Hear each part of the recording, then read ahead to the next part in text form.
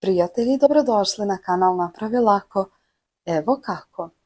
Gljivica na noktima je veoma lako riješiti se u početnoj fazi i odmah u lavor sipajte toplu vodu. A kako bi prvi vidjeli svaki novi video, pretplatite se na kanal, potpuno je besplatno. Jedna tajna je da u vodu dodate 1 kašičicu morske soli i 1 kašičicu sode bikarbone bez koje se ne može.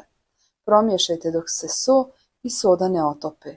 U međuvremenu, kao znak podrške, lajkujte ovaj video, a sljedeće što nam je potrebno je listerin ili bilo koja druga vodica za usta.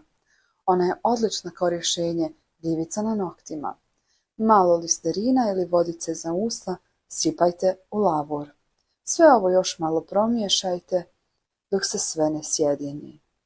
U ovu mješavinu potopite noge ili ruke, zavisno od toga gdje imate gljivice na noktima. Ostavite tako 20 minuta da djeluje. Hvala vam na gledanju.